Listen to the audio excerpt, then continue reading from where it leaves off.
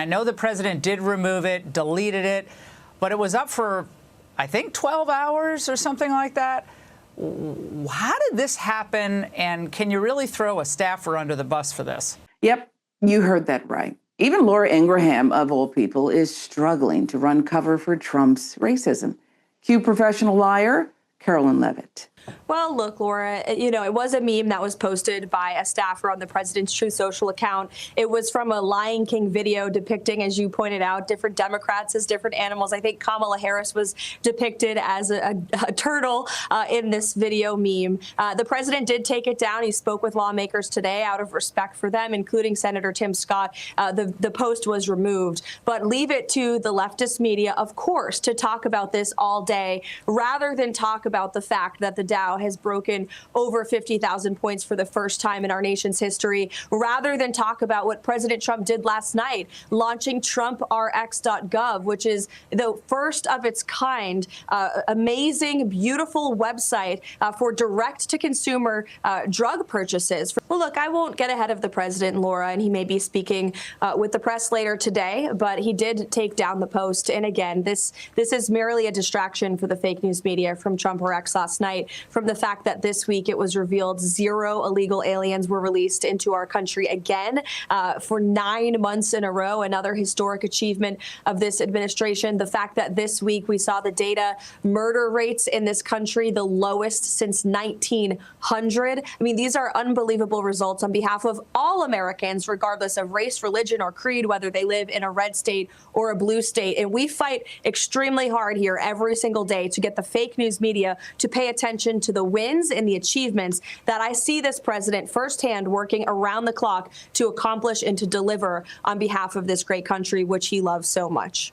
Look, there is no reasonable person out there that should have been surprised to see Donald Trump's posting something like that, racist AI-slop video, and how Leavitt and other prominent members of MAGA world have been hand-waving away all of the valid criticism. But it is surprising that someone who peddles in white supremacy like Laura Ingraham felt obligated to at least pretend to hold Leavitt to the fire with her initial question and this follow-up too. It's phenomenal news, actual solutions to problems that other politicians have kicked down the road for years and years. But, it's not just Democrats. There are Republican senators, Pete Ricketts, others saying, look, we understand it was this, but the president should just come out and apologize for it and say, look, this was a mistake. Sorry if it offended anyone. Why not? What is equally surprising is the number of elected Republicans who have publicly criticized the post and the administration's response to the backlash. South Carolina Republican Tim Scott, an ally of the Trump White House, said this: praying it was fake because it's the most racist thing I've seen out of this White House. The president should remove it. New York Congressman Mike Lawler, incredibly offensive. Mississippi Senator Roger Wicker, totally unacceptable. Nebraska Senator Pete Ricketts, a reasonable person sees the racist context. Maine Senator Susan Collins, appalling. I don't believe that, for one, Donald Trump didn't post this himself, and I'm glad that you did the reporting because they were specific. If a lower level, and I'll tell you, if a lower level staffer had indeed done that, then it would have been very easy for the White House press secretary, Karoline Leavitt, to immediately denounce it. Well, she did not. And the only reason that I could think of that she doubled down on it, she didn't just say that it was, fake outrage. She said that there are other things that the American people should be concerned about. You would not say that if it were a lower level staffer, because it's very easy to throw a lower level staffer under the bus. The reason we are seeing these responses now, it has nothing to do with a sudden discovery of moral clarity. Now, the midterms are approaching. The country is reeling from the dehumanizing and racist policies of ICE and this administration. And everyday people, including everyday Republicans, they've had enough. This is political pressure, not principle. And this is also, there's no getting around the power of this image. You can ignore dog whistles, you can rationalize policy, but you cannot unsee this. America's first Black president, first Black first lady, depicted as apes. That visual forces a confrontation with the core of what this movement is, even for people who have spent years benefiting from and defending white privilege. That is why the deflections are failing, not because the racism is new, but because it is undeniable. But let's be clear about what this is not. This is not a turning point. It will not be one until Republicans do more than issue carefully worded statements.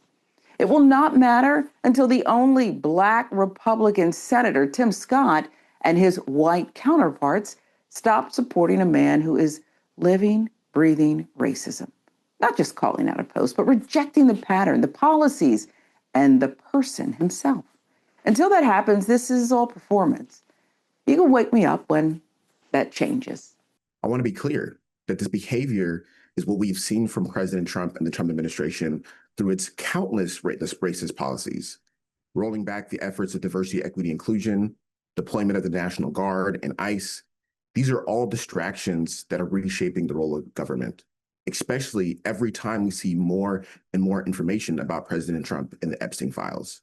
These distractions are distractions from a failed economy where Black unemployment has increased while President Trump and his friends continue to get rich.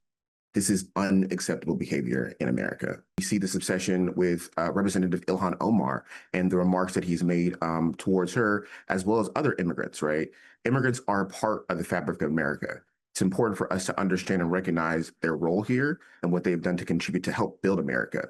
Recognizing that this is an issue all across this nation where we see that they're coming from a certain subset of group. They're coming for all of us, right?